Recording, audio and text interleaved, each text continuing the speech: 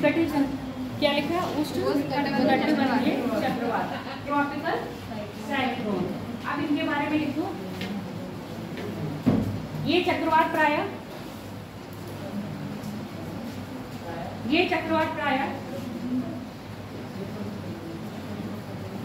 उष्णकटिबंधीय क्षेत्र कहाँ से कहाँ तक लगता है? पहले मुझे ये बताओ, आप लोग को पता है? शिवांशी तुम नहीं बताओगे?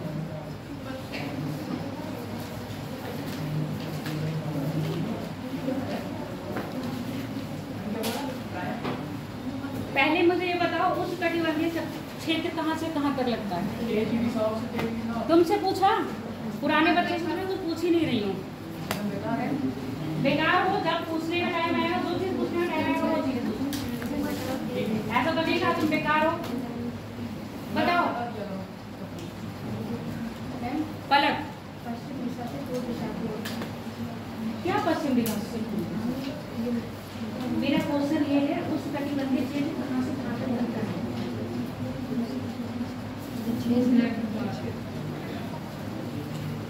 बताओ पलक, खड़ी हो, खड़ी हो, खड़ी होके बताओ।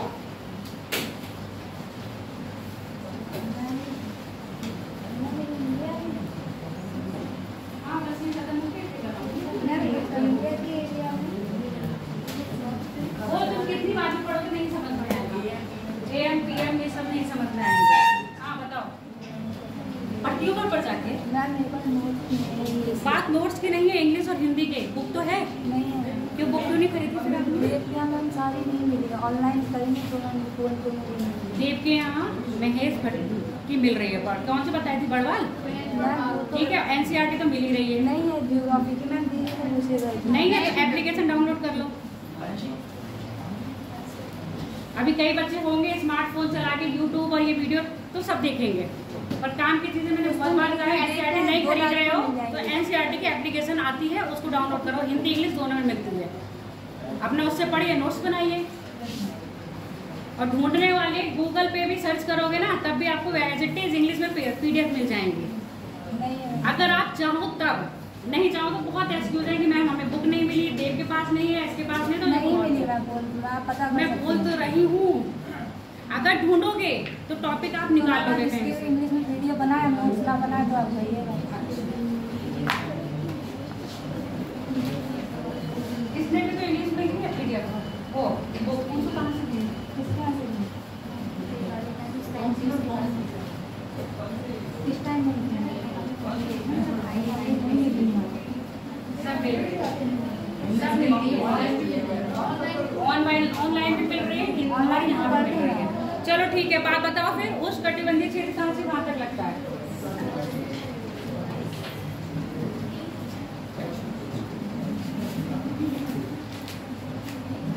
नहीं पता?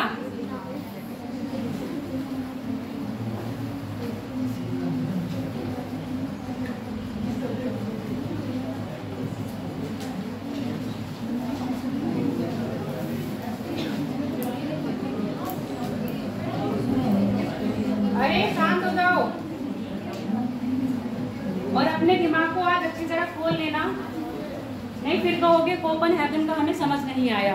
और रियली एक बार में तो आपको बिल्कुल समझ नहीं आ सकता है, जब तक आप उसको 4-5 बार नहीं पढ़ोगे। तो 23.5 डिग्री से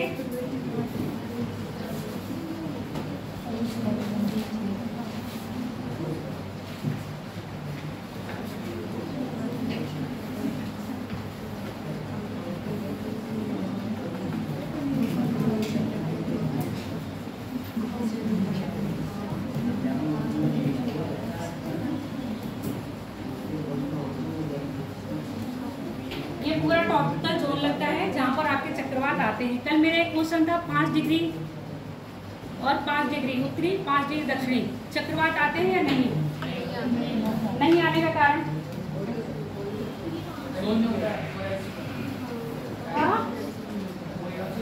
कोरियोलिस बल।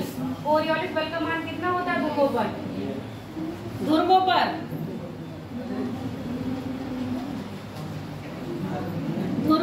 कोरियोलिस बल का मान होता है 1 और विस्पत पर होता है 0।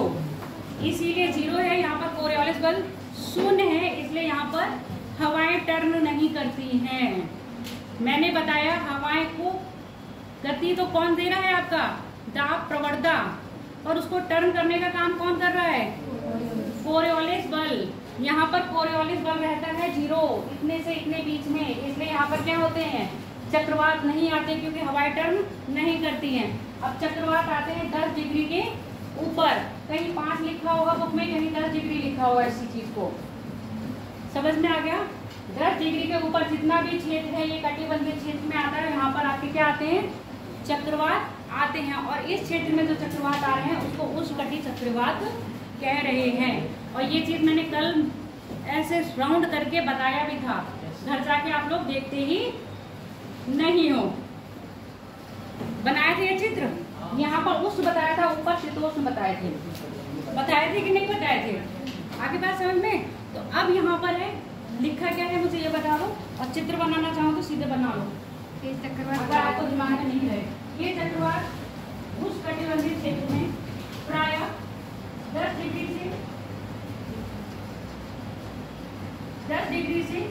30 डिग्री, 10 डिग्री से 30 डिग्री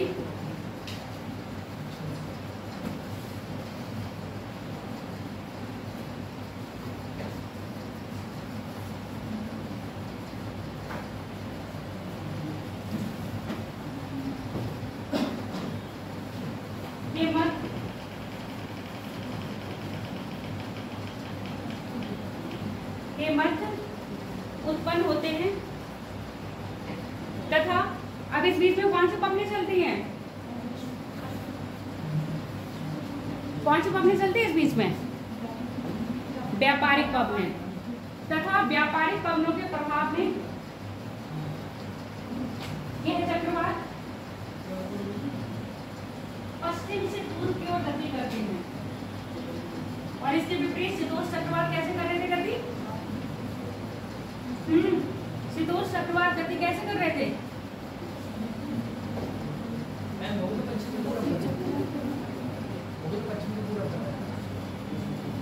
वो इधर से इधर कर रहे थे और ये इधर से इधर करेंगे, पूरब से। ये कौन सी साइड है, पूरब से पश्चिम लिखो, गति पूरब से पश्चिम, पूरब से पश्चिम गति करेंगे।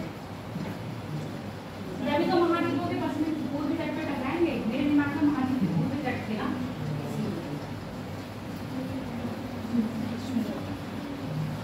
एनसीईआरटी मिस होता है, पूरी एनसीईआरटी की निचोड़ है।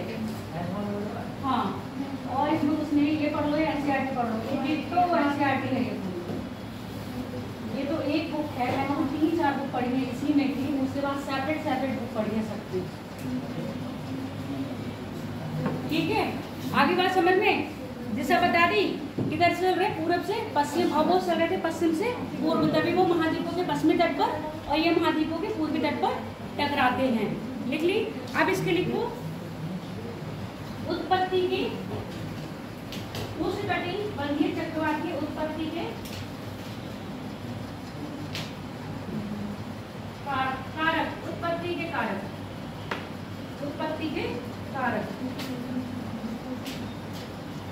पहला लिखो, जब समुद्र सतह का तापमान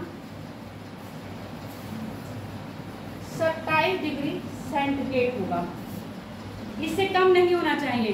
ज्यादा हो गया तो कोई दिक्कत नहीं है, इतना तो होना ही चाहिए। जब समुद्र सतह का तापमान 27 सेंटीग्रेड से, मतलब 27 सेंटीग्रेड होगा। दूसरी बात, ITCZ, दूसरा ITCZ की उपस्थिति होनी चाहिए। जब तक ITCZ नहीं होगा निम्न दाब नहीं बनेगा।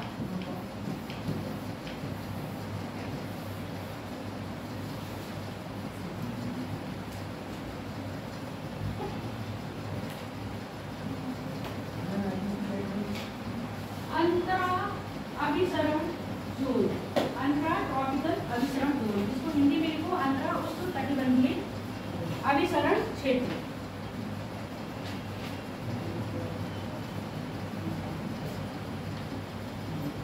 इसकी कटी का इसी की फुल फॉर्म है। हाँ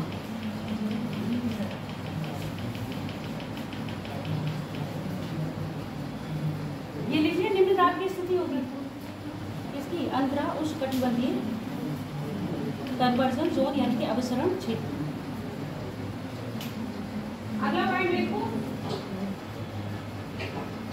उष्णकटि चक्रवात है। यहाँ पर सारे ही चक्रवात हैं जो शीतोष्ण बोला है या आपका ये बोला है। इसके क्षेत्र में क्या होगा, इसके केंद्र में निम्न दाब, केंद्र में निम्न दाब तथा परिधि पर उच्च दाब, यानी कि जो पहाड़ होगा वो क्या होगा आपका उच्च दाब।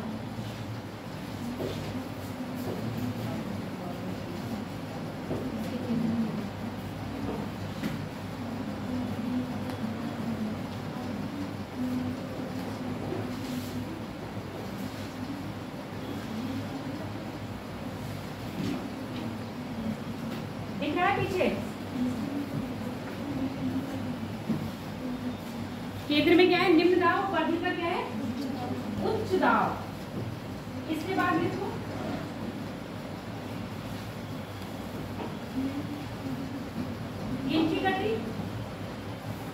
इनकी गति या इनकी दिशा लिखो। इनकी दिशा 15 डिग्री अक्षांश पर पूर्व की ओर, 15 डिग्री अक्षांश पर पूर्व की ओर तथा 15 डिग्री अक्षांश के बाद तथा 15 डिग्री अक्षांश के बाद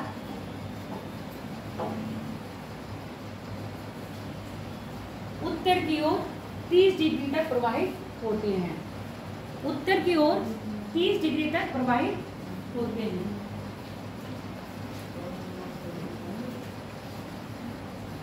उत्तर की ओर 30 डिग्री तक प्रवाहित होते हैं। अब लिखो चक्रवात का अंत।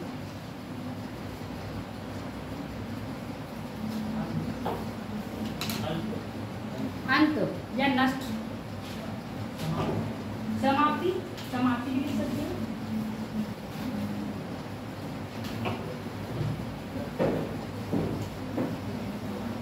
प्रवाहित होते हुए उच्च अक्षांशों की ओर चले जाएं।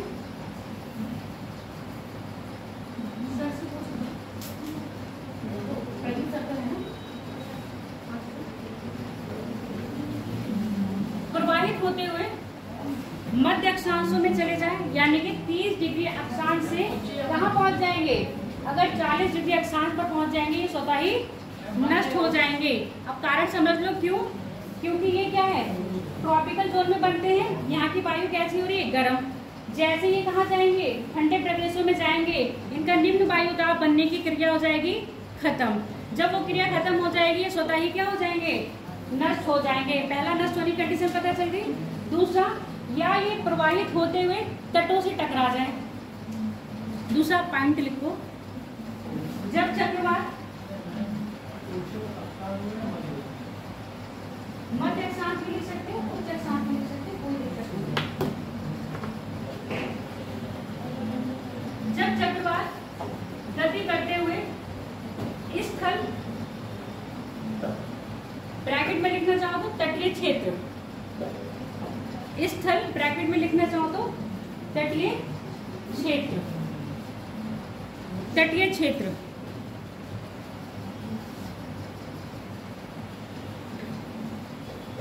ऑन श्योर,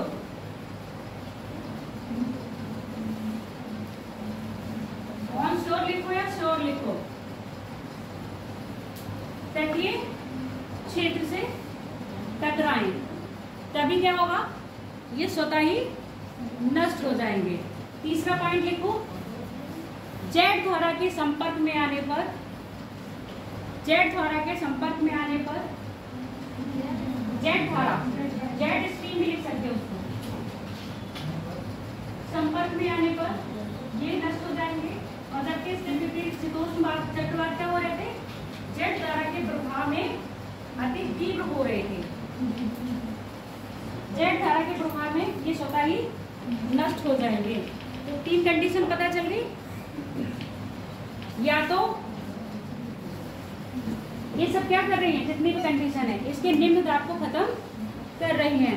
ये निम्न दाब जो कहाँ बन रहा है,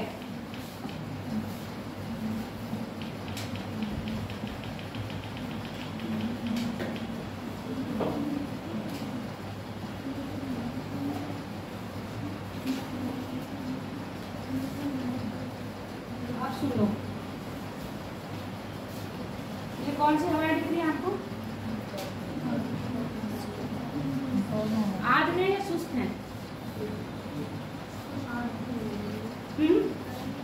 आर्द्र हवाएं हैं।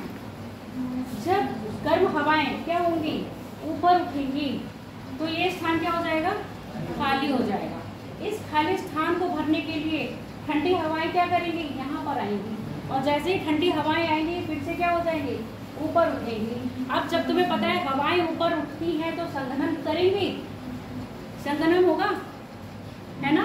संघनन के कारण बादल बनेंगे, और बादल बनने के कारण यहाँ पर क्या होगी, अत्यधिक वर्षा होगी। पर इधर साइडों में होगी, इसके बीच में नहीं होगी, क्योंकि यहाँ पर कौन सा क्षेत्र बना हुआ है, निम्न दाब का क्षेत्र बना हुआ है। जब तक ये निम्न दाब का क्षेत्र नहीं टूटेगा, जब तक क्या होगा, आपका चक्रवात की मृत्यु नहीं होगी। अब ये दिख रही है ना ये बॉल सी, ये आई बॉल कहते हैं, यानी कि चक्रवात की दीवार। और ये जो पर्पल पर्पल दिख रहा है इसको कहते हैं चक्रवात की आंख। यही आंख वो निम्न दाब है। इसके चारों तरफ इतनी तेज तेज हवाएं चल रही होंगी, वर्षा हो रही होगी, पर इस क्षेत्र के ऊपर आपको बादल नहीं दिख रहे हैं। यानी कि इस क्षेत्र में ना बारिश हो रही होगी, ना हवाएं चल रही होंगी, एकदम शांत होगा। जबकि इसके चारों तरफ इतना तूफान आ रहा होगा, कुछ पता ही नहीं है। ऐसे समझ लो जैसे मरा हुआ आदमी लेट गया है और उसके चारों तरफ लोग इतना रोना पीटना करते हैं, पर उसको कुछ नहीं पता होता है। पता होता है क्या उसे कि इतना रोना पीटना हो रहा है? तो सेम कंडीशन ये है, इसकी आंख में इतनी शांति होती है, इसके चारों तरफ इतना तूफान आया होता है। अगर यहाँ आदमी फंस जाएगा तो निपट जाएगा, और अगर यहाँ आदमी फंस गया तो सुरक्षित रहेगा। कब तक? जब तक ये तट पर जाके तेजी से टकरा ना जाए। जब ये तेजी से टकराएगा तो अंदर बैठा हुआ आदमी भी निपट जाएगा, पर जब तक ये आंख है, जब तक ये सुरक्षित है। क्लियर हो गया?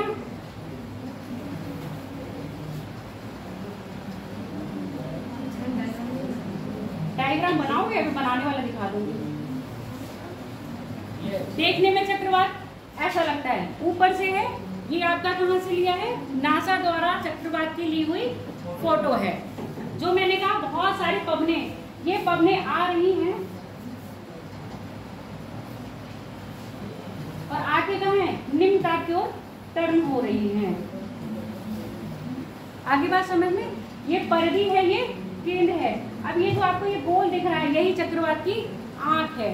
अब जो इसके किनारे किनारे दिख रहा है वो चक्रवात की दीवार है, यानी कि आई बॉल और आई। जो चीज यहाँ से आपको ऊपर से दिख रही है वो ऐसे देख लो अंदर से कैसा होता है। ठंडी हवाएं आई, गर्म हो गए, फिर से ऊपर उठ गई, बादलों का निर्माण करा और वर्षा करवा दी। चक्रवात के केंद्र में कभी वर्षा नहीं होगी, चक्रवात के हमेशा साइड में वर्षा होगी। ये देखो दिखा रहा है रेन बैंड, थंडरस्टॉर्म, और यहाँ पर कुछ नहीं है। क्लियर हो गया?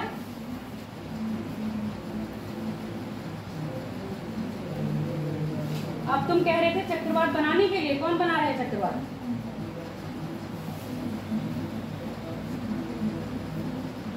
कुछ इस तरह का सागरों में ऐसे लहरें उठती हैं, ऐसे पानी उठता है और चक्रवात गति करता जाता है।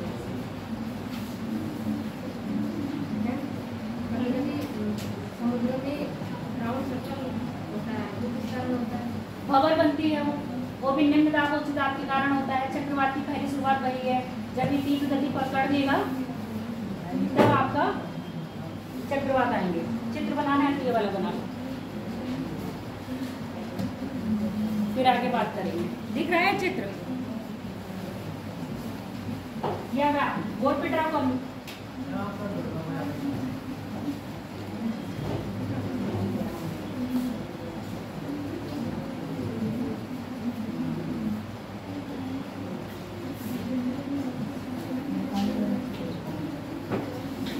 अभी मैंने आपको गोलार्ध में चक्रवात की गति नहीं बताई है। जितना अंदर आते जाओगे दाब कैसा होता जाएगा? दाब निम्न होगा या उच्च होगा? उच्च होगा। 1005, 1007, 1009, 1011 कर लेंगे। 11 और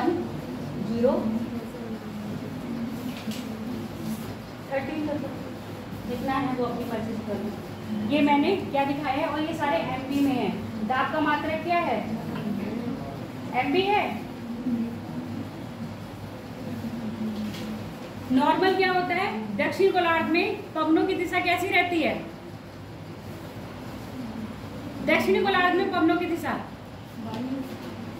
बाईं ओर होती है और उत्तरी गोलार्ध में दाहिनी ओर। अब यहाँ पर चक्रवात याद रखना, उत्तरी गोलार्ध में चक्रवात एंटी क्लॉकवाइज होंगे, पवनें कैसे चलेंगी? Anti clockwise. चक्रवात की बात कर रहे हैं उत्तरी गोलार्ध में, और दक्षिण गोलार्ध में चक्रवात में जो पवनें चलेंगी वो क्लॉकवाइज चलेंगी। कंफ्यूज तो नहीं हो? जो नॉर्मल पवन चलती है उत्तरी गोलार्ध में वो क्लॉकवाइज चलती है और दक्षिण गोलार्ध में एंटी क्लॉकवाइज चलती है। पर ये कंडीशन जब किसकी बनेगी? चक्रवात की बनेगी। तो पवनें कैसे चलेंगी? Anti clockwise. कब? उत्तरी गोलार्ध में, और क्लॉकवाइज कब? दक्षिण गोलार्ध में। एंटी क्लॉकवाइज चलेंगी तो कैसे चलेंगी? ऐसे ऐसे तो चलेंगी, ऐसे तो नहीं चलेंगी। तो पवनें कैसे आएंगी? कलर तो चेंज नहीं करना है क्योंकि पवनें कहाँ से आ रही हैं? उच्च दाब से निम्न दाब की ओर।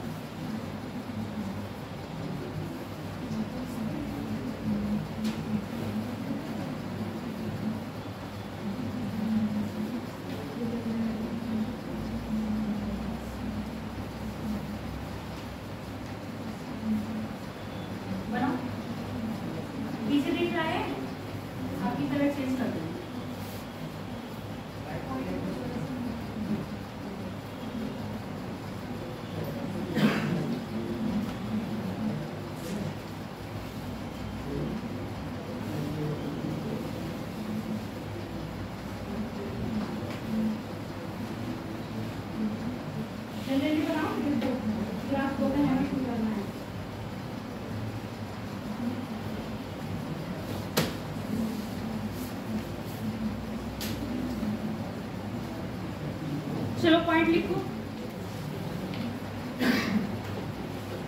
हाँ, कुछ पूछना है? उत्तरी गोलार्ध में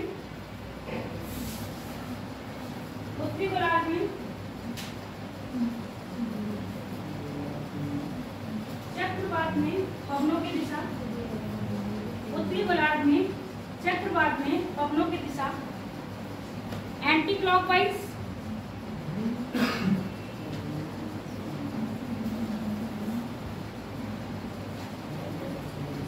एंटी क्लॉकवाइज तथा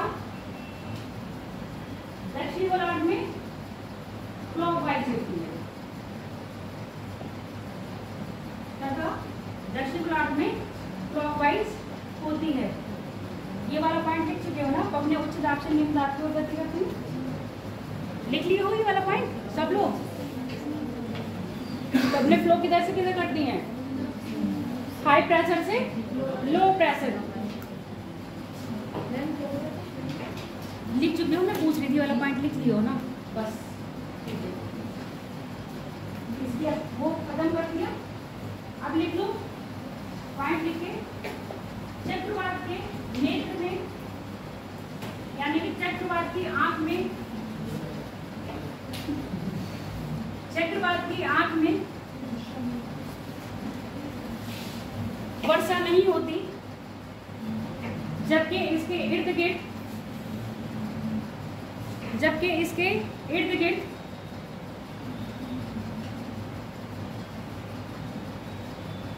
अत्यधिक तीव्रता से वर्षा होती है। इन चक्रवातों की गति प्रायः किलोमीटर प्रति घंटा तक हो सकती है। इससे अधिक भी जाती है, वो भी कैटेगरी बताएंगे। इन चक्रवातों की गति प्रायः 120 किलोमीटर प्रति घंटा की होती है।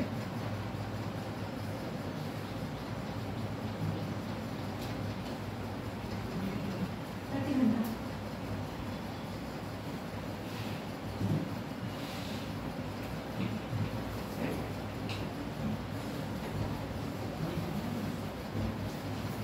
हो गया? आप पॉइंट डालो अलग से।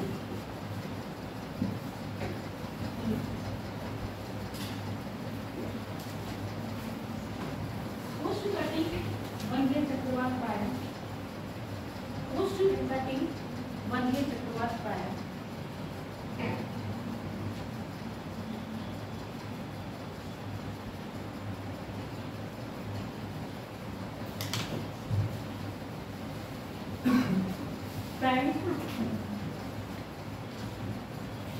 में आगे और लिखना है यहाँ पर। उष्णकटिबंधीय चक्रवात में प्रायः पगने में प्रायः पगने में प्रायः पगने में प्रायः पगने परिधि से केंद्र की ओर चलती है। परिधि से केंद्र की ओर चलती है। परिधि से केंद्र की ओर चलती है।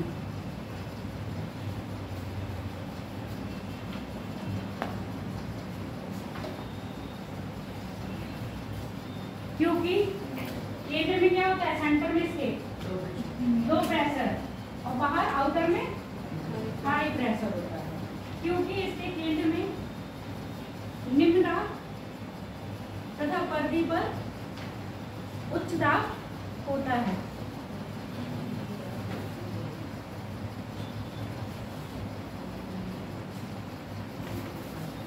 उष्णकटिबंधीय क्षेत्र, ऐसे हेडिंग डालो, उष्णकटिबंधीय चक्रवात के विभिन्न नाम।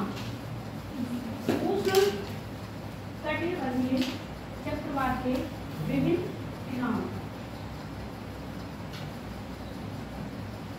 पहला लिख लो, अमेरिका महाद्वीप में उष्णकटिबंधीय चक्रवात को, अमेरिका महाद्वीप में उष्णकटिबंधीय चक्रवात को क्या कहते हैं? अभी कौन सा आया था, क्या नाम कहते हैं अमेरिका में? मैच ऑफ द फॉलोइंग के लिए आता है, ये आता भी है तो नहीं, वो तो अलग है। कैटरीना, टोर्नाडो, ये सब चीजें अलग हैं। टाइफून भी नहीं कहते हैं, हरिकेन कहते हैं। हरिकेन। और यहीं पर नोट डाउन करके देखो, अभी जो हरिकेन आया है, कौन सा हरिकेन आया? बेरिल। अब नोट डाउन अपने आप इसके बारे में ढूंढ के लाओगे, सर्च करके लाओगे, कितनी स्पीड में आया था, यहीं पर अपना होमवर्क लिखो। हरिकेन बेरिल, होमवर्क यहीं पर लिख लो। हरिकेन बेरिल, हरिकेन बेरिल के बारे में व्याख्या कीजिए। आप इसका पूरा आप क्या करोगे, पोस्टमार्टम करके लाओगे। आंसर राइटिंग देंगे। इसकी स्पीड कितनी थी, कितने दिन तक समुद्र के बीच में रहा, कब गति इसने प्रारंभ करी, कब ये तट से टकराया था, आया भी था तो अफ्रीका नॉर्थ अमेरिका कॉन्टिनेंट की साइड आया था, साइड को तो पता चलेगा पूरब में आएगा, है ना। और कौन कौन से द्वीप समूह उसने क्या करा था, प्रभावित किया था, इफेक्ट डाला था। आगे बात समझ में। अब देख लो, ऑस्ट्रेलिया महाद्वीप में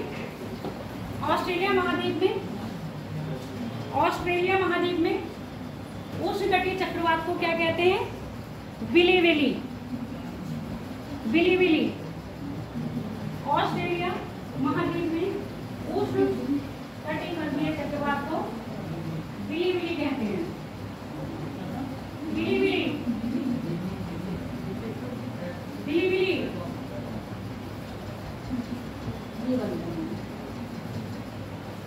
बा पे छोटी की पाई, ला पे बड़ी की पाई, फिर बा पे छोटी की पाई, फिर ला पे बड़ी की पाई, विली विली।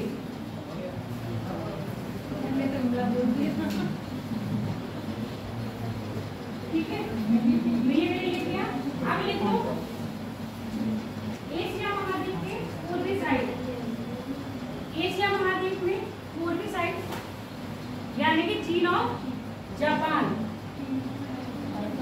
जापान में भी टाइफून ही बोलते हैं, अलग से वो टाइफून ही आता है। चीन और जापान में टाइफून और टाइफू, ठीक, टाइफून और टाइफू। चीन ने अपना नाम लगा दिया पीछे टाइफू के नाम, और उन्होंने अपना नाम हटा दिया जापान में। पूर्वी साइड में टाइफून, टा पे आकर डंडा ई, फा पे बड़े होके पाई और ना, टाइफून। जबकि भारत में इसको साइक्लोन कहा जाता है, भारत में इसको साइक्लोन कहा जाता है, चक्रवात। अभी आया था हाल ही में चक्रवात,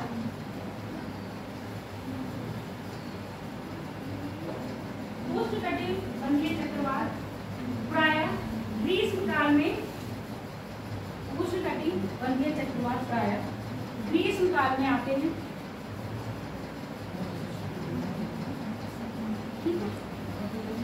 अब इनकी गति के आधार पर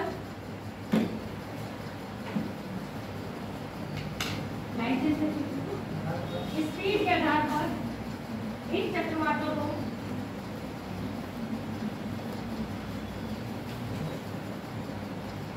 सुपर साइक्लोन, जिसकी गति कितनी होती है 200 से 250 किलोमीटर प्रति घंटे की रफ्तार, 200 से 250 किलोमीटर प्रति घंटे की रफ्तार। कहाँ आया था? बंगाल की खाड़ी में। कब आया था सुपर साइक्लोन? अभी मुझे लग रहा है 2000, अभी रिसेंट में आया, 4-5-6 साल पहले। सुने थे नहीं? बहुत हवाई मचाई थी। इसके बाद 200 से 250 बस लिख लो स्पीड के अलावा। इसके बाद है कैटरीना, ये वो वाली कैटरीना नहीं है, वो वाली नहीं है। कैटरीना क्या है? साइक्लोन का नाम है जो इनकी स्पीड के अनुसार दिया गया है। और एक कौन सा है सबसे ताकतवर जो अभी तक आया है? हाँ, लिख लो नाम, ट्रोनेडा, ट्रोनेडा, ट्रोनेडा। स्पीड बेटा इसके साथ मुझे लग रहा है 700 के आसपास थी, सबसे ताकतवर है अभी तक का। हाँ 700, 600 नहीं, 700 या 800।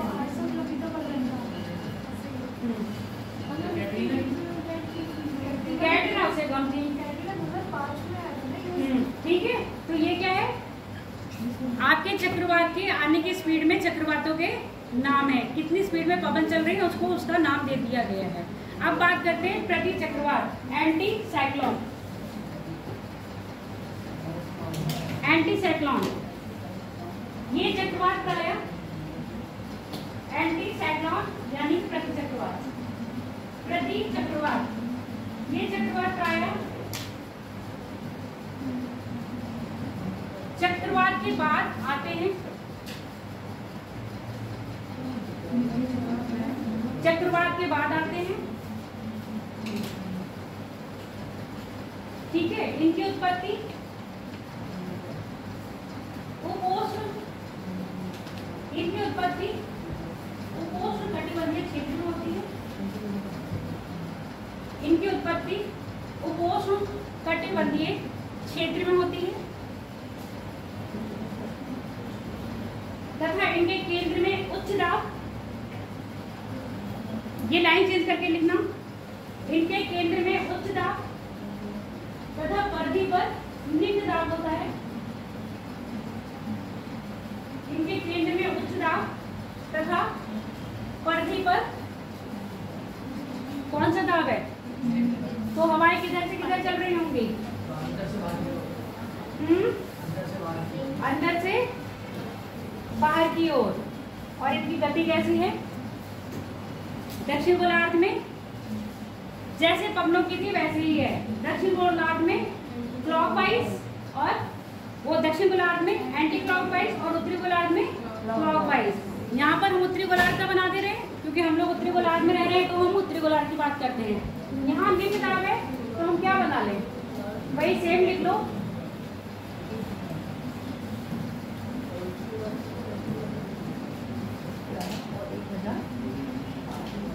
और ये एमपी में लिख लेना 11 12 9 7 5 3।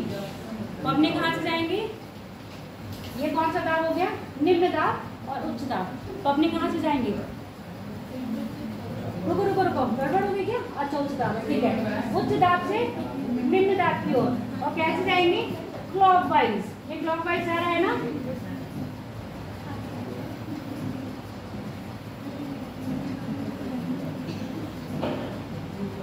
ये क्या है आपका प्रति चक्रवात, एंटी साइक्लोन, प्रति चक्रवात, एंटी साइक्लोन। बिल्कुल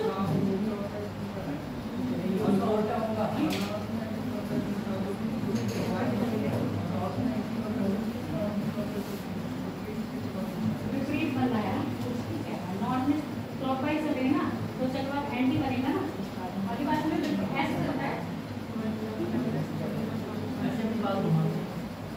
शब्दों को घुमा फिरा के कैसे पेश कर दिया जा सकता है, उसमें कोई दिक्कत नहीं। आपको अपना कॉन्सेप्ट क्लियर होना चाहिए। हो गया, पूरी लिख ली बात। एंटी क्लॉक्स यानी कि आपके जो प्रति साइक्लोन है प्रायः साफ मौसम का सूचक होते हैं, प्रायः साफ मौसम का सूचक होते हैं। अब फटाफट एक तरफ लिखना, डिफरेंस लिख लो किसमें, शीतोष्ण चक्रवात में और उष्ण कटिबंधीय चक्रवात में। बीच में लाइन खींच लेना, एक तरफ लिखना शीतोष्ण चक्रवात और एक तरफ लिखना उष्ण कटिबंधीय चक्रवात है। वो लिख सकते हो, लिख लाओगे सब, बोलो लिखवा तो दिया है मैंने। देखो अब जैसे आपका उष्ण कटिबंधीय चक्रवात है, इसका जो केंद्र होता है इसका आकार O आकार का होता है और जो आपका क्या होता है शीतोष्ण चक्रवात होता है उसका आकार V होता है। ये V आकार का है और वो O आकार का है। अगली बात, वो किधर से किधर फ्लो कर रहा है, शीतोष्ण वाला पश्चिम से पूर्व की ओर और ये वाला पूर्व से पश्चिम की ओर। ये कहाँ आएंगे, शीतोष्ण क्षेत्र में आएंगे। और वर्षा का हमारे भारत देश का प्रकोप कब दिख रहा है आपके, सर्दियों में ना, शीतोष्ण का। तो शीतोष्ण चक्रवात कब आते हैं, सर्दियों में, जबकि उष्ण कटिबंधीय चक्रवात कब आते हैं, गर्मियों में। तो अपने आप लिख लाओगे। फिर हम आज का टॉपिक स्टार्ट करते हैं। क्या पढ़ाना था आज,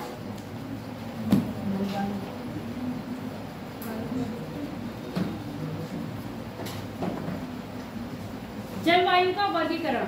हेडिंग डालो जलवायु का वर्गीकरण।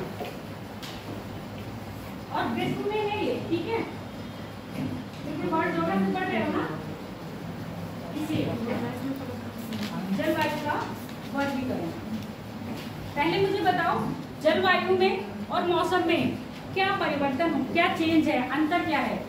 मौसम किसको बोलते हैं, मौसम का मतलब बताओ, क्या नाम है, फलक। मौसम क्या है, और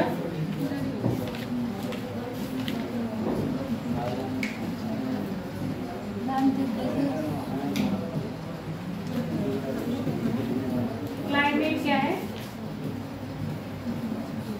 और मॉनसून क्या है। सनलाइट जब अर्थ पे पड़ती है, खड़े होके बताया करो बेटा, पता है क्यों, कई बार मैं बोल चुकी हूँ, खड़े होके इसलिए बताओगे, एक तो तुम्हारा कॉन्फिडेंस बिल्ड होता है, दूसरी बात आगे बच्चे भी देखते हैं कि पलक कौन है, उनको ही पता चलेगा। तो तुम अपनी आईडी बना रही हो यहाँ पर। मैम सनलाइट जब अर्थ पे पड़ती है तो उसके जब जिस साइड में पड़ती है तो टेम्परेचर कभी नॉर्थ या साउथ पे कभी ठंडा मौसम होता है, कभी सनलाइट जहाँ पे जब ज़्यादा पड़ती है तो वहाँ पे गर्म मौसम होता है तो मौसम चेंज होता है। तो क्लाइमेट में क्या होता है, टेम्परेचर में, ह्यूमिडिटी वगैरह में चेंज आ जाता है। आता दोनों में चेंज है? नहीं मैम, मौसम में भी चेंज आता है? मौसम में सनलाइट पड़ती है, कहीं जब ज़्यादा पड़ती है तो जैसे 22 जून को ना गर्मी ज़्यादा होती है, 22 दिसंबर को जब पड़ता है सनलाइट कम पड़ती है तो क्या कहते हैं, मौसम ठंडा होता है। देखो, इसने बताने का प्रयास किया है, कोशिश करिए, बोलने की कोशिश कर रहे हो, यही सबसे अच्छी बात है। पहली बात तो आपको बोलना ही आना चाहिए, समझ में आ गया। कई बच्चे ऐसे होते हैं, नॉर्मल आता है, उनको सब पता होता है, पर वो बोलना नहीं जानते। उनको क्या होता है, झिझक लगती है बोलने में। मौसम क्या होता है, प्रत्येक वर्ष चेंज होता है। कभी आपने देखा हो बहुत बारिश, कभी बारिश नहीं, कभी बाढ़ आई, कभी नहीं आई। चेंजेबल है, चेंजेबल है, एवरी ईयर हमेशा बदलता है, पर क्लाइमेट नहीं बदलता है। हाँ, तुम क्या कहना चाह रही हो, बता। तो शॉर्ट टाइम यही तो कहा है, मौसम शॉर्ट टाइम है, तो हर साल चेंज होता है ना कुछ परिवर्तन, वैसे भी चेंज होता है। आगे देखो, कभी ज्यादा बारिश हो गई, कभी कम बारिश हो गई, ये किस पे डिपेंडेंसी है, टेम्परेचर के ऊपर ना। तो ये मौसम में तो परिवर्तन आ रहा है। शॉर्ट में बोलो तो प्रत्येक वर्ष, क्योंकि मौसम चेंज हो रहा है, प्रत्येक वर्ष में भी चेंज हो रहा है, वैसे शॉर्ट टर्म और लॉन्ग टर्म है। जो मौसम है वो शॉर्ट टर्म के लिए है, और जो आपका जलवायु है वो लॉन्ग टर्म है। लॉन्ग टर्म मतलब कितने टाइम में चेंज होगी। जलवायु में परिवर्तन लगभग कितने टाइम पर आ सकता है? खड़े हो, कितने वर्षों में पूछा है मैंने। एक्चुअल में जलवायु में परिवर्तन हम कितने वर्षों में मानते हैं? 1000 वर्षों में। 1000 वर्षों तक तो जियोगे नहीं। अभी लोग कह रहे हैं क्लाइमेट चेंज हुआ है, क्लाइमेट चेंज हुआ है, बोल रहे हैं ना साइंटिस्ट। क्या मतलब है क्लाइमेट चेंज होने का? जिस क्षेत्र में हम रह रहे हैं उसका टेम्परेचर कभी इतना नहीं होता था, पर अब 2 से 3 डिग्री क्या हो गया है, टेम्परेचर बढ़ गया। 2 से 3 डिग्री टेम्परेचर बढ़ने में कोई 1-2 साल नहीं लगे, 10 से 20 साल लगे होंगे। आई बात समझ में? तो ऐसे ही आने वाले टाइम में कह रहे हैं कि 2030 या 2050 तक टेम्परेचर क्या हो जाए, और ज्यादा हीट। तो उन्होंने दे दिया कम से कम 30 या 40 साल के बाद क्लाइमेट चेंज का असर दिखता है, इसीलिए बोल रहे हैं इसको दीर्घकाल। और शॉर्ट टर्म किसको कह रहे हैं हम? मौसम को जो 1-2 साल में परिवर्तन देता है। क्लियर हो गया? तो हम पढ़ रहे हैं सिर्फ जलवायु। बैठ जाओ। अब जलवायु को परिवर्तन किए किसी ने देखा ही होगा।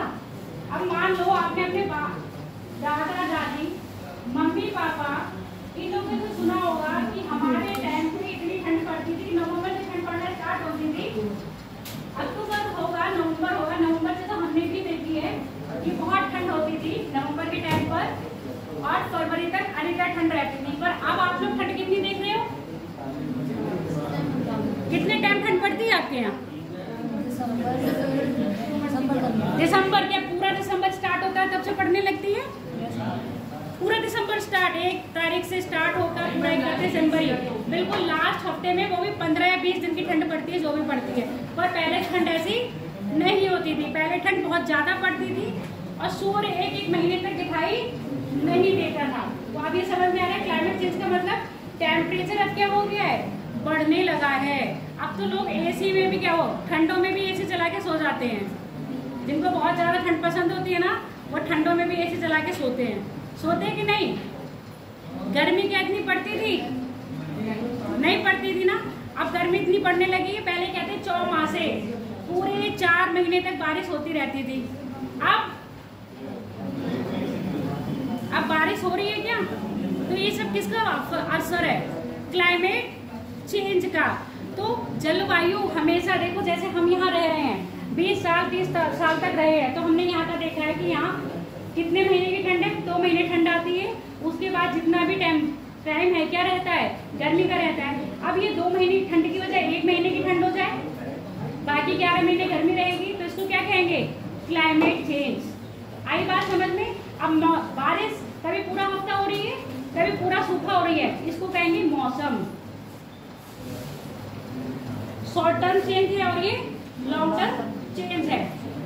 जलवायु का जो विभाजन किया है वो आपके कोपेनहेगन ने किया है, और वो किया है वो अनुभव के आधार पर किया है। किसके आधार पर?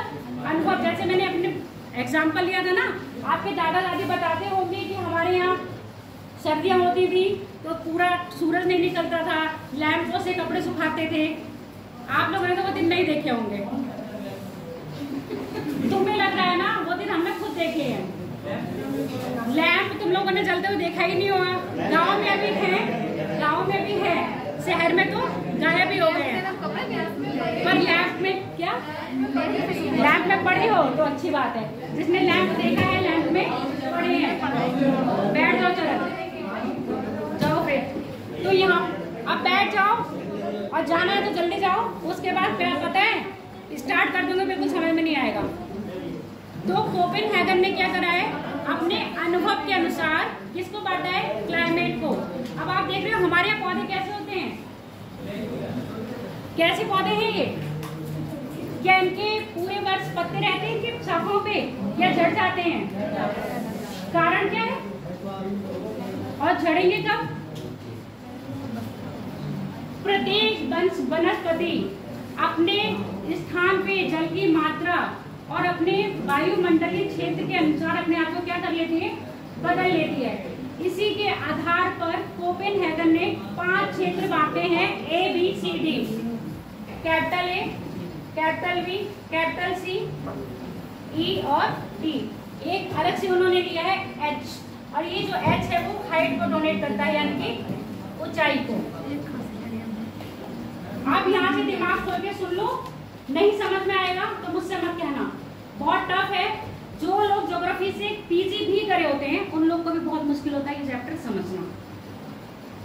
और पेपर में अभी आया है, इसी साल के क्वेश्चन आया है, और यूपीएससी का हर साल है कि इसमें से एक नए क्वेश्चन जरूर निकाल के देगा, और मेंस में भी आपको लिखने के लिए मिलेगा।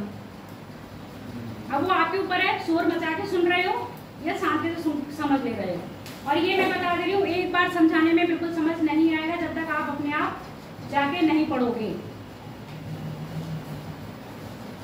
तो ये इन्होंने 5 प्रकार की ए बी सी डी और ई इसमें बांटा है।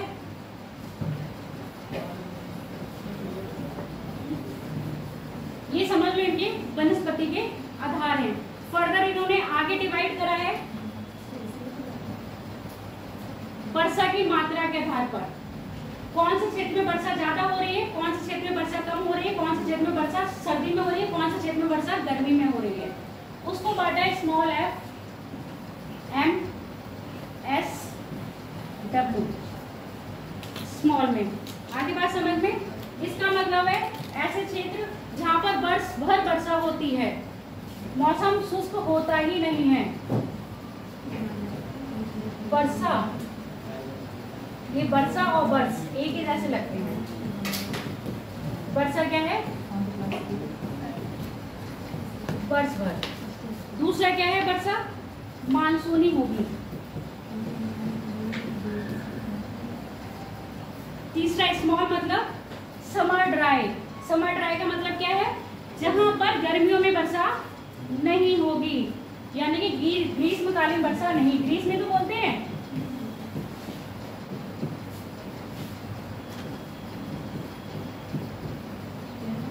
विंटर ड्राई, यानी कि विंटर ड्राई का मतलब यहाँ पर सर्द में वर्षा नहीं होगी, यानी कि सर्दी में वर्षा नहीं होगी।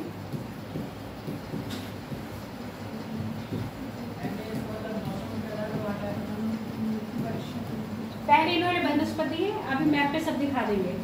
इसके बाद एक और बांटा है, घूमते जाओ, ये लिख लिया। अब कहीं टेम्परेचर बहुत ज्यादा है, कहीं टेम्परेचर बहुत कम है। फिर इन्होंने तापमान के आधार पर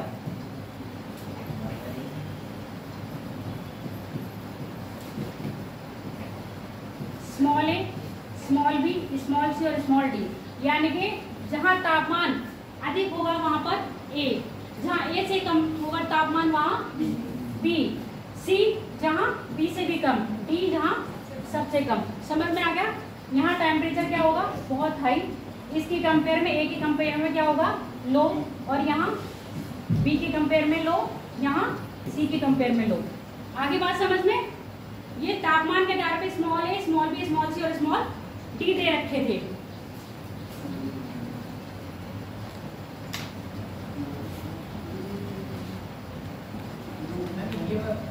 ये वर्षा की मात्रा के आधार पर small F, small M, small S और स्मॉल डब्ल्यू। अब एक कैपिटल बताया मैंने, कैपिटल कहां चला गया? ये रहा ना। एक क्षेत्र, वो क्षेत्र है उष्णकटिबंधीय क्षेत्र। वो क्षेत्र पता चल गया। उष्णकटिबंधीय क्षेत्र कहां से? 23.5 डिग्री उत्तरी अक्षांश से 23.5 डिग्री दक्षिणी अक्षांश। बी क्षेत्र भी उसी में आ रहा है, उष्णकटिबंधीय क्षेत्र में, पर ये शुष्क मरुस्थल के लिए यूज करा गया है। अभी शुष्क मरुस्थल नहीं, सिर्फ मरुस्थल ही लिखते हैं हम यहाँ पर।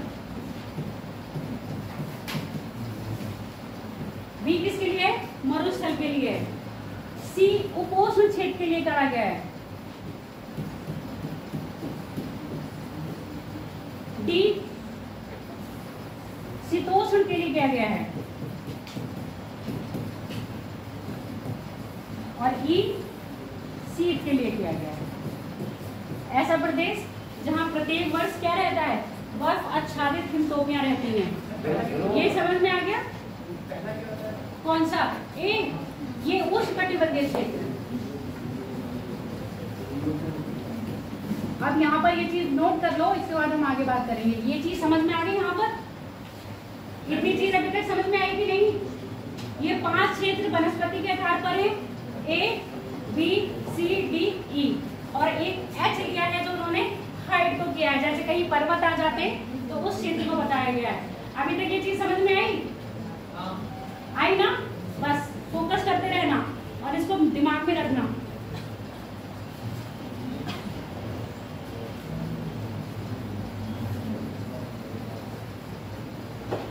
जल्दी जल्दी लिखो बेटा।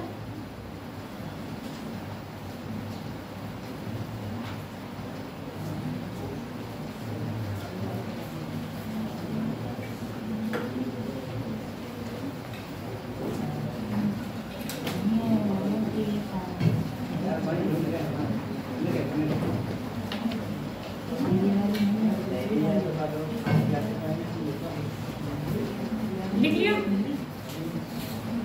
ये भी लिख लो। वर्षा की मात्रा के आधार पर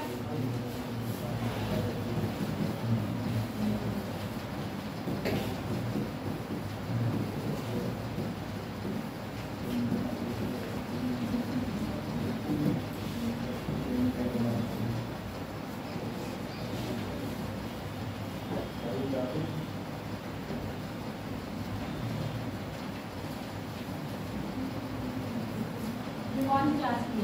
12वीं क्लास में मिलेगा, इसमें नहीं मिलेगा।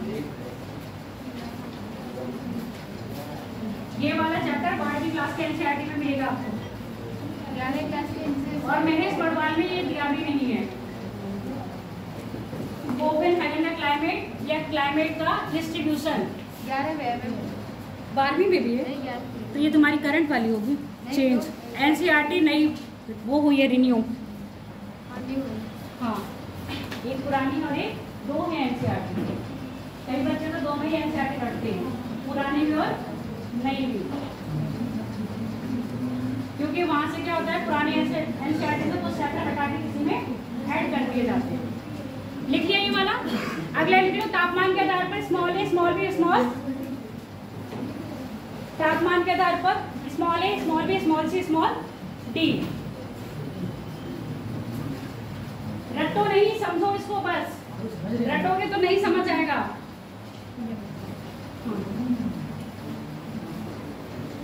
कभी भी कोई चीज रटने से नहीं आती है, समझने से आती है। अब लिख लिया? अब मैंने आपको बी बताया था, याद है कि नहीं? बी किसके लिए बताया था? मरुस्थल के लिए। उस कटिबंधीय क्षेत्र में ही आ रहा है, पर मरुस्थल के लिए। अब आपको पता है जो हमारे यहाँ मरुस्थल यानी कि डेजर्ट होते हैं, वो दो तरह के होते हैं, कोल्ड एंड हॉट। ठीक है, ठंडे और गर्म। अब इनको भी डोनेट करा गया है, इनको डोनेट करा है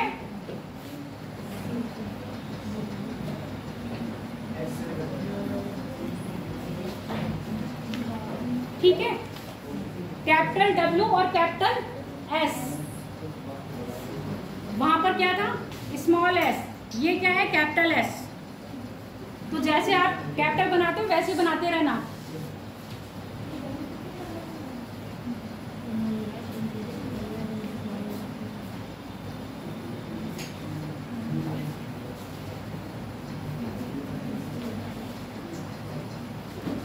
ऐसे भी होंगे मरुस्थल जो शुष्क होंगे, जहां पौधे नहीं होते होंगे, गर्म भी होंगे और ठंडे भी होंगे।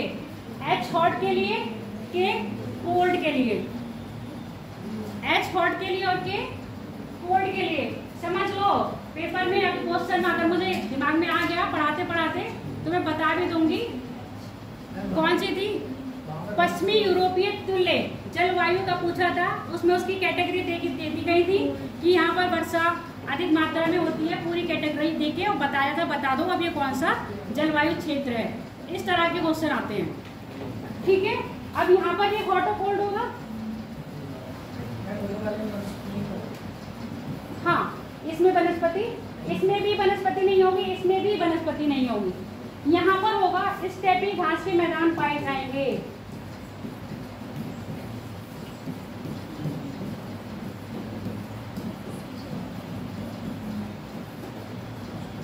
कहीं बारिश ऐसी होती है ना 50 सेंटीमीटर से कम होगी तो वहां पर घास के मैदान पाए जाएंगे। जहां 25 सेंटीमीटर से भी वर्षा कम होगी वहां मैदान सिर्फ मरुस्थल पाई जाएगी, क्योंकि यहाँ पे वाष्पीकरण क्या हो रहा होगा?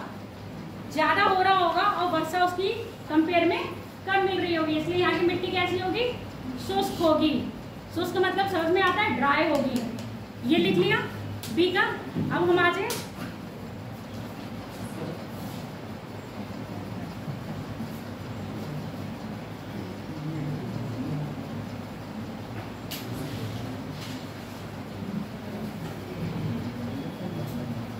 ABCD सारे बताए थे। इसको यही समझा दे रही हूँ कि बाद में मैप पे दिखाती रहूंगी।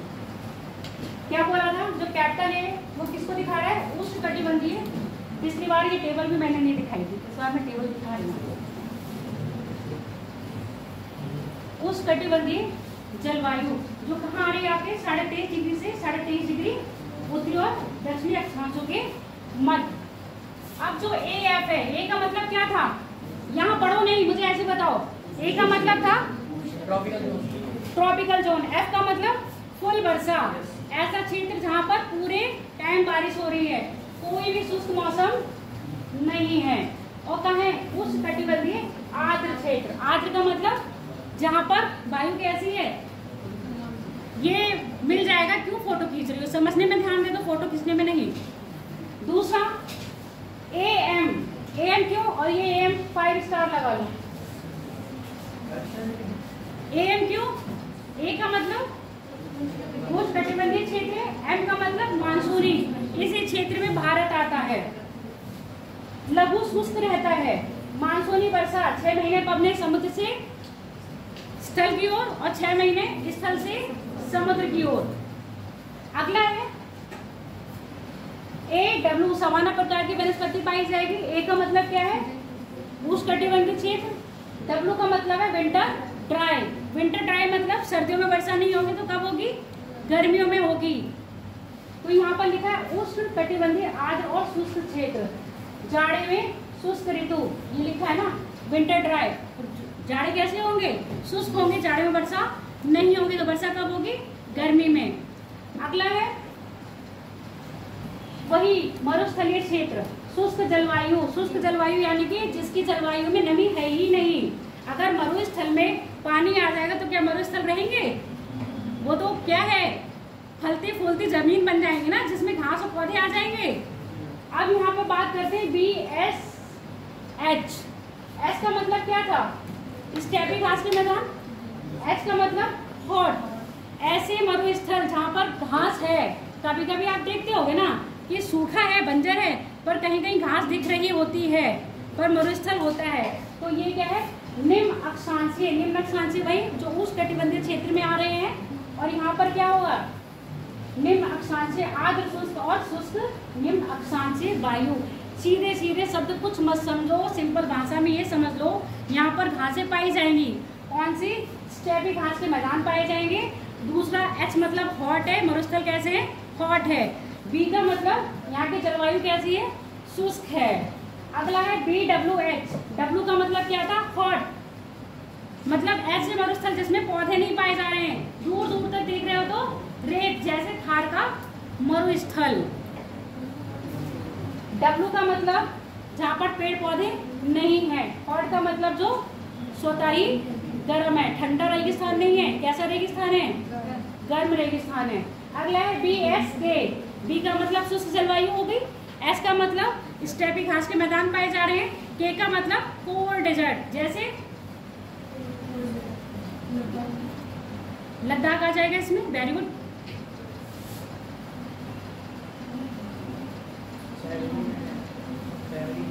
साइबेरिया क्षेत्र इसमें नहीं आएगा, साइबेरिया क्षेत्र इसमें आएगा। अटकामा सुने हो?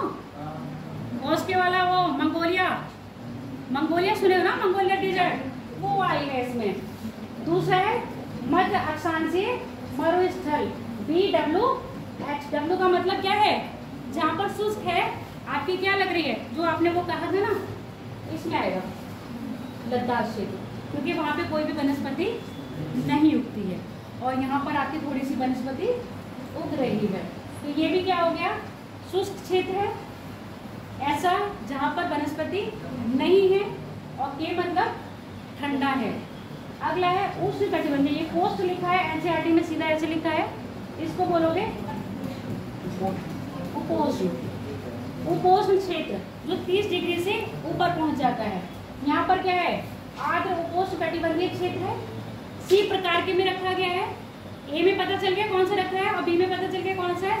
ए में उष्ण कटिबंधीय क्षेत्र, बी में भी उष्ण कटिबंधीय क्षेत्र। अब हम 30 डिग्री से ऊपर यानी कि कर्क रेखा और मकर रेखा से ऊपर जा रहे हैं। तो कर्क रेखा मकर रेखा से ऊपर जाएंगे तो उसको हमने दे दिया है सी, ठीक है। उसको बोल रहे हैं उपोष्ण कटिबंधीय क्षेत्र।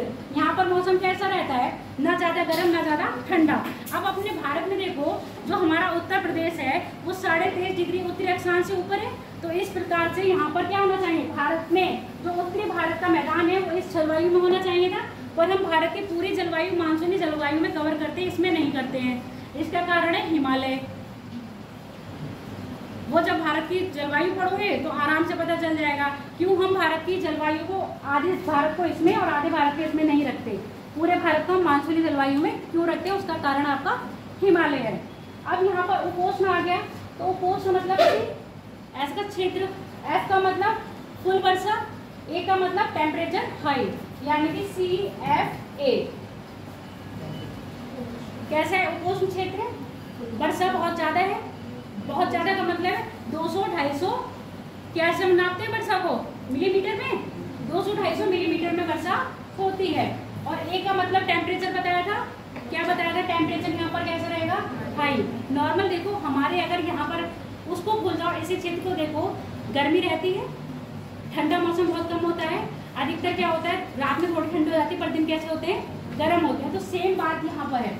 अगली बात करते हैं CSA, इसको 5 स्टार लगा लो। 2 5 स्टार लगवाए हैं ना, एक ये वाला और एक ये वाला। CSA यानी कि भूमध्य रेखीय जलवायु। यहाँ पर टेम्परेचर हाई है। एस का मतलब क्या है? Summer dry. सी का मतलब क्या है? उष्ण कटिबंधीय क्षेत्र में ये एरिया आता है और इसको मोस्टली कहते हैं भूमध्य सागरीय। समर ड्राई है यानी कि विंटर में वर्षा होती है, शीत ऋतु में वर्षा को ग्रीष्म कहेंगे, शीत ऋतु में ये वर्षा करवाता है। और ये शीत ऋतु में वर्षा हमारे भारत में भी होती है, इसलिए बोला है मैंने 5 स्टार इसमें लगा लीजिए। समझ में आ गया ये वाली बात या नहीं? या इधर से निकल रही है? अभी मस्त समझ में आ रहा है। चलो अब हम बात करते हैं अगली CFB। सी का मतलब उपोष्ण क्षेत्र है, एफ का मतलब फुल बारिश है, बी का मतलब टेम्परेचर इसके कंपेयर में क्या होगा? कम होगा। तो ऐसे क्षेत्र कहाँ आएंगे? शुष्क, गर्म, ग्रीष्म, शीत कैसी है? शीत ऋतु में हल्की वर्षा। ये इसके लिए बता रहा है, जबकि यहाँ पर है कोई शुष्क ऋतु नहीं। शुष्क ऋतु का मतलब गर्मियाँ है ही नहीं, क्योंकि टेम्परेचर क्या हो रहा है? डाउन हो रहा है। अगर गर्मियाँ यहाँ होती भी होंगी तो मात्र जितनी हमारे यहाँ सर्दियाँ पड़ती है 2 महीने की, तो गर्मियाँ यहाँ पर मात्र कितने महीने की पड़ रही होंगी? 2 महीने की। बाकी का टाइम किस में रह रहा होगा? सर्दियों का। पोस्ट तथा शीतल गर्मी, यानी कि जो ठंड होगी वो कैसी होगी? बहुत कठोर। और गर्मी कैसी होगी? थोड़ी सी कोमल। हमारे यहाँ गर्मियाँ होती हैं कठोर और सर्दियाँ होती हैं कोमल, उसके बिल्कुल अपोजिट होगा। अगली बात करते हैं सीम हिट M1 जलवायु, जो हमारा D, यानी कि अब हम कहाँ पहुँच गए? 40 डिग्री से 60 डिग्री के ऊपर पहुँच गए।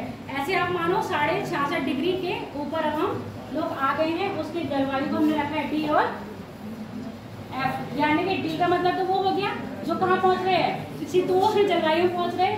F का मतलब फुल वर्षा, यहाँ पर कोई भी शुष्क मौसम नहीं है। अब धीरे धीरे गर्मियाँ क्या होती जाएंगी? कम होती जाएंगी और जाड़ों की संख्या बढ़ती जाएगी, भीषण जाड़ा। और W का मतलब विंटर ड्राई है। विंटर ड्राई का मतलब वर्षा कब हो रही होगी? समर में, यानी कि गर्मियों में वर्षा हो रही होगी। जाड़ा शुष्क तथा अत्यंत भीषण क्या होगी? सर्दी।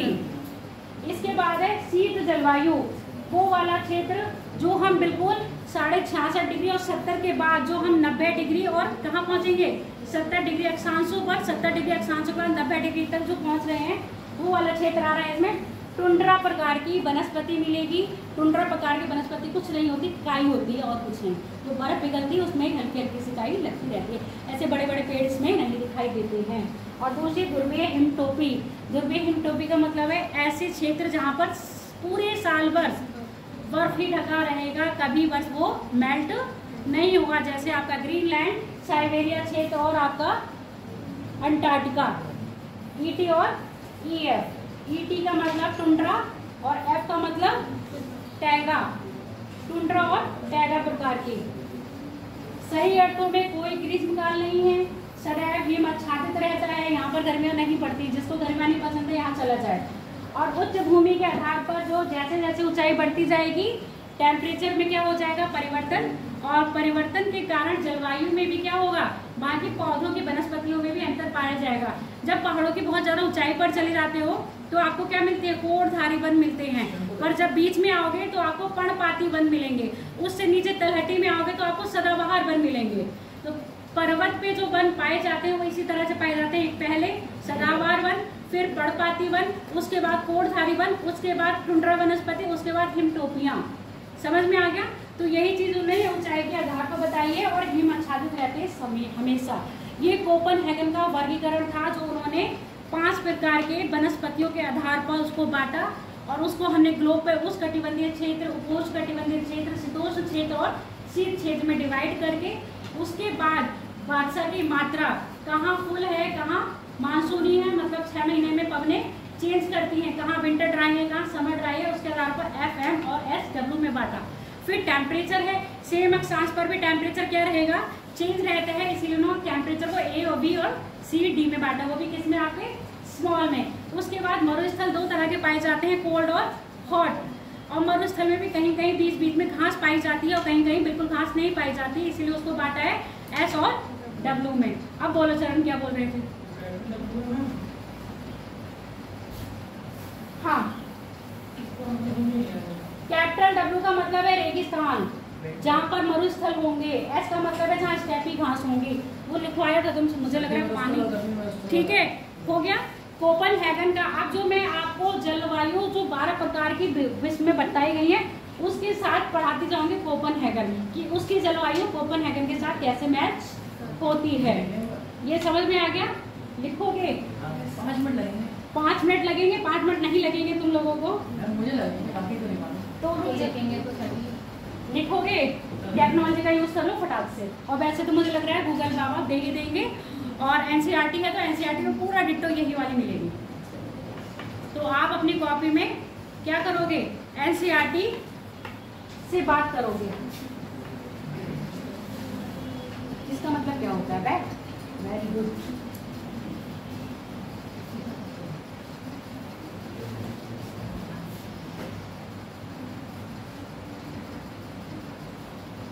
पहले भूमध्य सागरीय क्षेत्र लिखो, ऐसे लिखो। जलवायु, विश्व में जलवायु का वर्गीकरण वो लिखा हुआ है, हेडिंग डाला हुआ है आप लोगों ने, इसी में लिख लो। विश्व में जलवायु को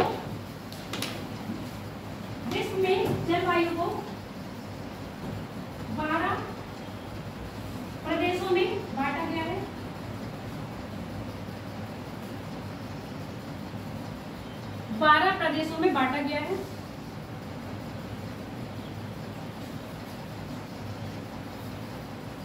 मेरा नाम नहीं लिखा। 12 प्रदेशों में बांटा गया है। पहला लिख लो भूमध्य सागरीय।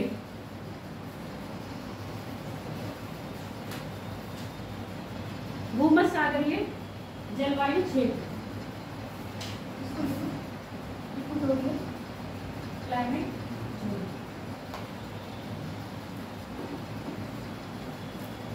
भूमध्य सागरीय बोला या विश्वतीय है?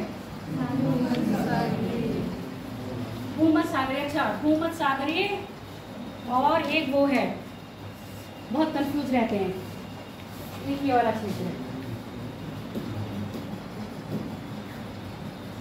ये वाली, इन दोनों में बड़ा कंफ्यूजन रहता है। इसको शॉर्ट में ऐसे लिख लो, ये भूमध्य रेखा है ना, तो भूमध्य सागरीय क्षेत्र और इक्वेटोरियल लिख ही लिया है आप लोगों ने। पहला लिखो 10 डिग्री उत्तरी अक्षांश से 10 डिग्री उत्तरी अक्षांश से 10 डिग्री दक्षिण अक्षांश के मध्य,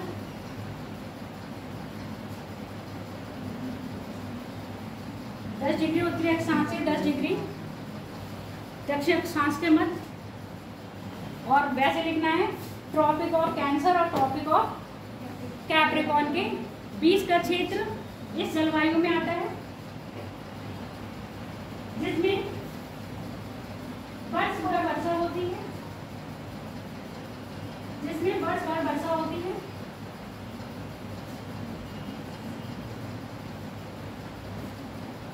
जिसमें वर्ष भर वर्षा होती है।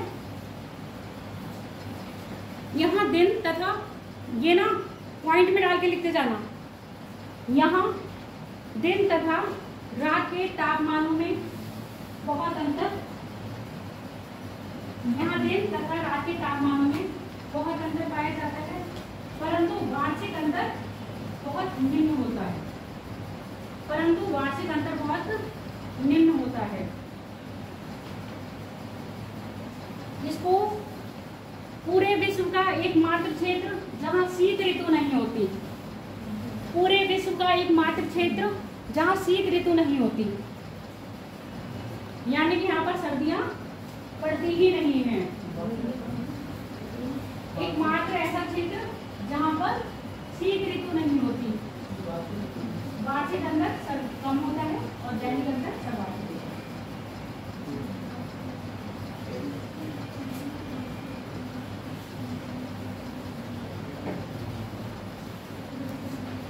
और इस क्षेत्र की खासियत ये है, यहाँ पर 12 घंटे का दिन और 12 घंटे की रातें होती हैं। दिन और रात की अवधि भी क्या होगी? बराबर होगी। लिखा क्या गया है पॉइंट, ये सब लिखिए। लगभग दोपहर में, मतलब 12 बजे के 2 बजे के बाद, 2 बजे के बाद, क्योंकि पूरा दोपहर 12 बजे से पहले क्या होता है, मैंने क्या बोला था जब आपको समुद्र का तापमान बता रही थी, तो 2 बजे के बाद समुद्र क्या हो जाते हैं? गर्म हो जाते हैं ना, अधिकतर तापमान, और ठंडे होने का शाम सुबह 5 बजे बताया था। तो समुद्र जब 2 बजे गर्म हो गए तो वाष्पीकरण अब शुरू हो गया होगा, पूरा टाइम तक वाष्पीकरण रहा होगा, उसके बाद बादल बने होंगे, बादल बनने के बाद अब क्या होगी, इन क्षेत्रों में वर्षा, और ये जो वर्षा होगी वो कौन सी होगी? संवहनी प्रकार की वर्षा। इस क्षेत्र में कौन सी वर्षा हो रही है? संवहनी वर्षा, जो तुरंत ही क्या होता है, वाष्पीकरण हुआ, संवहन द्वारा बादल बने, और बादल बनकर बहुत कम ऊंचाई पर बादल बन जाते हैं और वहीं पर क्या कर देते हैं? वर्षा कर देते हैं। अब लिखो, यहाँ की वनस्पति कैसी पाई जाएगी? सदाबहार वनस्पति पाई जाएगी। 2 बजे के बाद क्या लिखते हैं? 2 बजे के बाद वर्षा अत्यधिक, मतलब प्रारंभ होती है वर्षा, 2 बजे के बाद वर्षा अत्यधिक मात्रा में होती है। 2 बजे के बाद वर्षा अत्यधिक मात्रा में होती है। तो कितनी होती होगी? बहुत ही, कितनी? 200 से 250 बीच में। ऐसे मान लो 250 से 300, किसमें नापते हैं वर्षा को? मिलीमीटर, मिलीमीटर में ना, हाँ, मिलीमीटर वर्षा होती है। और ये क्या है? दिन का है। अगर हम ऐसे क्षेत्र में भारत की बात करें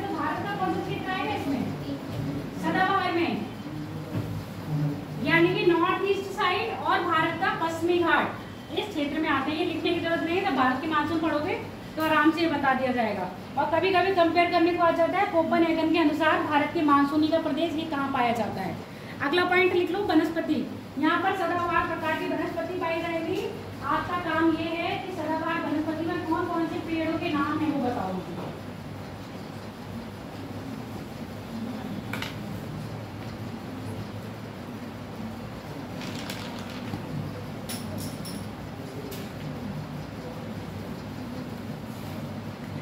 नहीं पता? सागौन, सागौन सुने हो? सिकोना, ये सब किसके हैं? और ये कौन सा है, सैगुल या सेगुल करके है पेड़? महोबा, महोबा इसमें नहीं आएगा, महोगनी, महोगनी, ये सब किसके हैं आपके? सदाबहार पेड़ों के उदाहरण है। कटहल भी है, अभी ये बात पूछा गया था, पेपर में ही आया था, निम्न में से कौन सी वनस्पति सदाबहार वनस्पति, उसमें कटहल भी दे रखा था, तो कटहल का वृक्ष है वो भी सदाबहार में आता है। ठीक है, अब क्षेत्र लिख लो, कौन कौन से क्षेत्र इससे प्रभावित होते हैं। अब आप यहाँ देख रहे हो ना, लैटिन अमेरिका, मैक्सिको का थोड़ा सा पार्ट आ रहा है इसके बीच में, बाकी कौन से आ रहे हैं, ये छोटे छोटे अमेरिका के जो देश है वो सारे आ रहे हैं। अमेजन घाटी इसमें आ रही है, कांगो घाटी इसमें आ रही है, मेडागास्कर का क्षेत्र, उसके बाद आपके कौन सा है, दक्षिण पूर्वी एशिया का क्षेत्र किसमें आ रहा है, इस वाली जलवायु में आ रहा है। ये क्षेत्र लिख लो फटाफट। अमेरिका का, लैटिन अमेरिका लिख लो, इसको बोलते हैं लैटिन अमेरिका या मध्य अमेरिका। जैसे वो पढ़े होंगे ना लैटिन भाषा में, सब लैटिन भाषा से उत्पत्ति हुई है, लैटिन भाषा में से, तो यही लैटिन अमेरिका है। लिखो फटाफट, वहां से लिख के लैटिन अमेरिका। लैटिन अमेरिका के बाद अमेजन बेसिन, अमेजन बेसिन के साथ साथ ये देश हैं, गिनी, गिनी नहीं होगा यहाँ पर, ये है आपका फ्रेंच गुआना, वेनेजुएला, ये सारे देश है। इन पर आएगा अफ्रीका महाद्वीप में कॉन्गो गणराज्य, इक्वाडोर, इक्वेटर, और ये आपका है सेनेगल। इसके बाद तो इसको शॉर्ट में ऐसे लिखोगे, ये अफ्रीका को अगर कट कर दें, ये कौन सा अफ्रीका हो गया, उत्तर पश्चिमी, उत्तर पश्चिमी अफ्रीका देश और दक्षिण पूर्वी एशिया महाद्वीप। अगली लिख लो, एम प्रकार के जलवायु जिसको कहते हैं मानसूनी जलवायु प्रदेश। एम प्रकार की जलवायु क्या कह रहे हैं, पिछली बार से ज़्यादा अच्छा समझ में आया, पिछली बार तुम लोग ने दिमाग नहीं लगाया था। अच्छा एक बात और समझ लो इसमें, चलो, जो यहाँ की वनस्पति है वो सदाबहार है, ये जैव विविधता की दृष्टि से तो बहुत अच्छी है, यानी कि यहाँ पर बायोडाइवर्सिटी बहुत अच्छी तरह पाई जाती है, विभिन्न प्रकार के पौधे पाए जाएंगे, जीव जंतु पाए जाएंगे, पर ये मानव स्वास्थ्य के लिए हानिकारक होते हैं। आगे बात समझ में, और आर्थिक दृष्टि से ज़्यादा इम्पोर्टेंट नहीं है। अब लिख लो एम टाइप की जलवायु, जो कोपेनहेगन ने बताया था एम, और उससे पहले वाली ब्रैकेट में लिख ली थी वो एफ प्रकार की थी, ब्रैकेट में उसको लिख लेना एफ टाइप, कोपेनहेगन के अनुसार एफ टाइप था, और ये कोपेनहेगन के अनुसार एम टाइप है। 10 डिग्री से ऊपर अक्षांश होंगे, अब तो 30 डिग्री के बीच में जाएगा,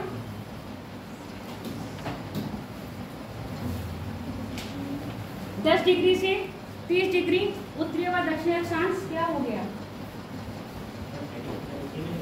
हाँ 10 डिग्री से 30 डिग्री अक्षांश।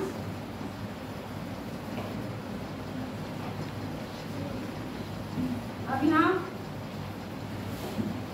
ट्रेड विंड्स पढ़े थे आप लोगों ने, व्यापारिक पवनें क्या करती थी, व्यापारिक पवनें जैसे ही उत्तरी गोलार्ध में प्रवेश करती थी कहाँ मुड़ जाती थी, अपने दाहिने, और दक्षिणी पश्चिमी मानसून होते हुए भारत में क्या करवाती थी, वर्षा। तो ये व्यापारिक पवनें हैं तो क्या करवाती हैं, वर्षा करवाती है इस क्षेत्र में। और वर्षा की अवधि कितनी रहती है यहाँ पर, 6 महीने। भारत में मानसून आ जाता है जून से, जाता कब है, मानसून की वापसी कब होती है भारत से, लिख लो बेटा लिख लो,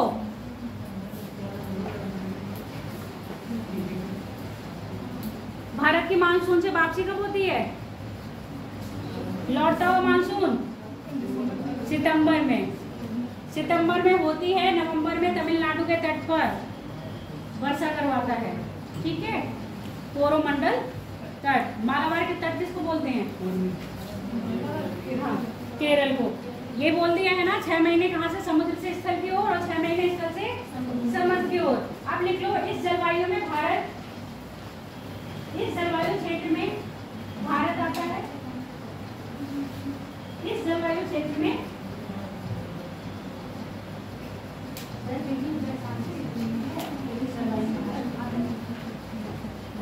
इस जलवायु में भारत आता है,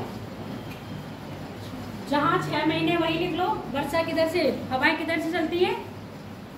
स्थल से समुद्र की ओर, और 6 महीने समुद्र से स्थल की ओर। अब यहाँ पर ये बताओ, वनस्पति कैसी पाई जाएगी?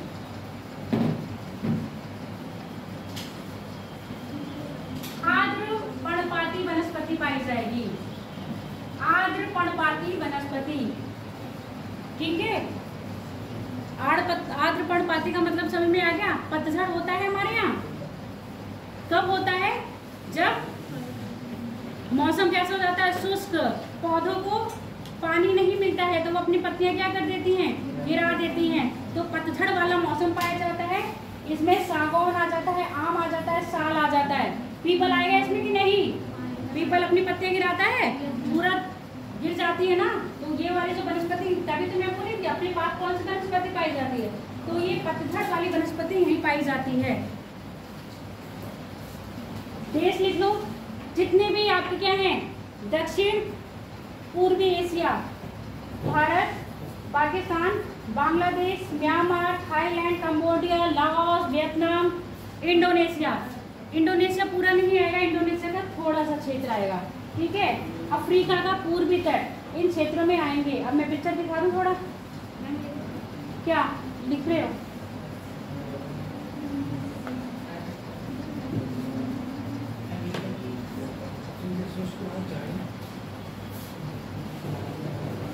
शुष्क भाग ये है कि जब वर्षा नहीं होती है तो यहाँ पर मौसम शुष्क पाया जाता है, और फिर पतझड़ पाए जाते हैं ना। और रेगिस्तान का पश्चिमी और पूर्वी रेगिस्तान देख लोगे तो थोड़ा सा अंतर आएगा। तो जहाँ पर शुष्क होगी, वर्षा की मात्रा कम होगी, वहाँ पर क्या पाई जाएंगी? झाड़ियाँ। मैप देख लो इसका, मानसूनी प्रदेश में कौन सा आ रहा है? अभी तक आपका ये वाला क्षेत्र था, किसमें था? AF में। अब थोड़ा सा मेक्सिको का ऊपर बढ़ के आ गया, यहाँ पर ये वाला क्षेत्र था कांगो, कौन सा था? Amazon one. अब नहीं है, ये क्या हो गया? कौन सा देश है यहाँ पर? कोलंबिया। और ये आपका ब्राजील का पूर्वी भाग। समझ में आ गया? तो देश लिख लियो ना वहाँ पर, या नहीं? नहीं लिखे हो तो देख लो। और ये आपका मोजाम्बिक और मेडागास्कर, भारत। भारत के साथ जितना भी ये क्या है, पूर्वी देश हैं, वो सारे। उसके बाद उत्तरी ऑस्ट्रेलिया। लिख लो फटाफट क्षेत्र।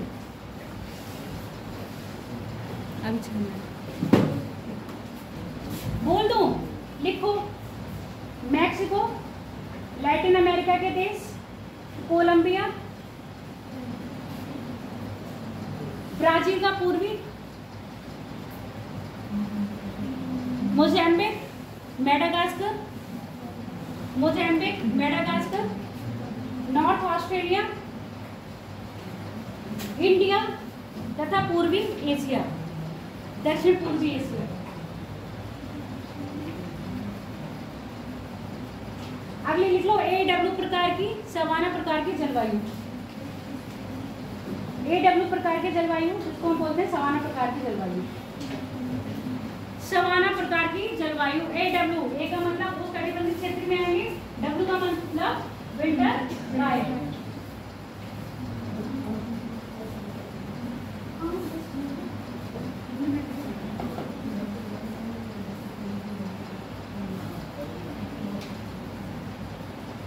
आपकी गणित में कितना हो रहा है?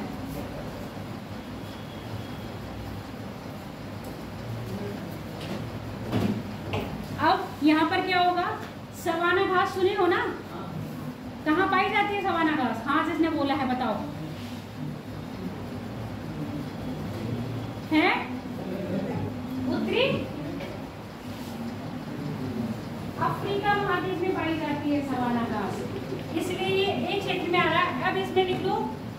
इस क्षेत्र में और क्षेत्र की डिग्री देख लो, वही डिग्री रहेगी सवाना की भी।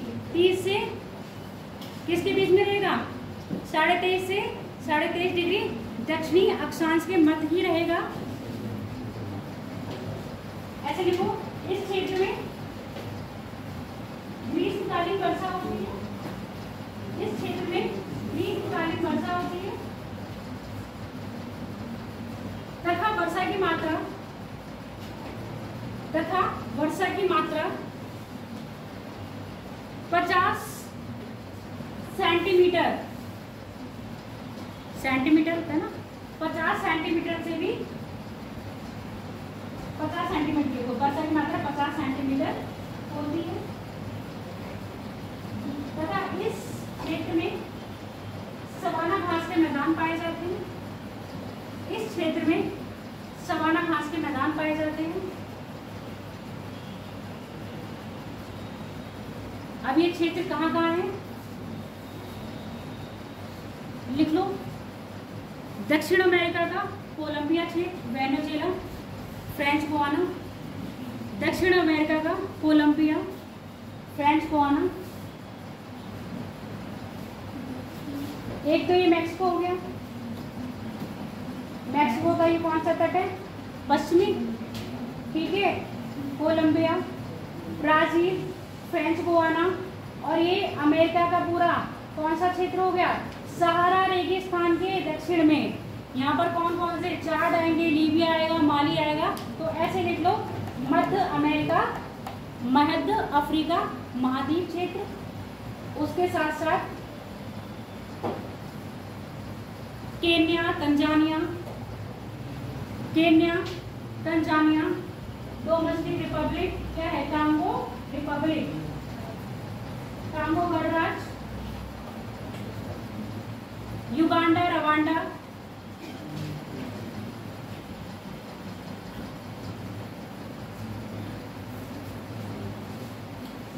बस इत्यादि क्षेत्र किसमें? आपके सवाना प्रकार की जलवायु में। अगली जलवायु का नाम लिख लो, कौन सी आएगी? बी।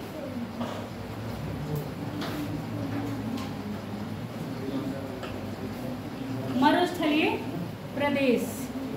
कौन सी जलवायु होगी कोपेनहेगन के अनुसार? BWH। मरुस्थलीय प्रदेश कोपेनहेगन के अनुसार BWH।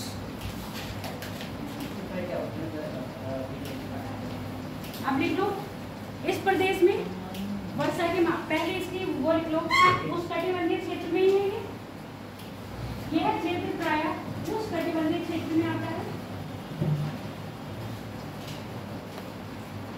जहां वर्षा की मात्रा 50 सेंटीमीटर से कम, लगभग 25 सेंटीमीटर, 50 सेंटीमीटर से कम, लगभग कितनी है? 25 सेंटीमीटर। अर्थात यहाँ की भूमि में वाष्पीकरण अधिक तथा वर्षण कम है। यहाँ की भूमि में वाष्पीकरण अधिक तथा वर्षण कम है। वनस्पति कैसी पाई जाएगी? कटीली। वेजिटेशन कैसा होगा? कटीले प्रकार के होंगे। अब इसका क्षेत्र लिख लो, मैक्सिको में ये Sonoran, Atacama, Chile, Atacama, Chile, Kalahari दक्षिण अफ्रीका और नामीबिया।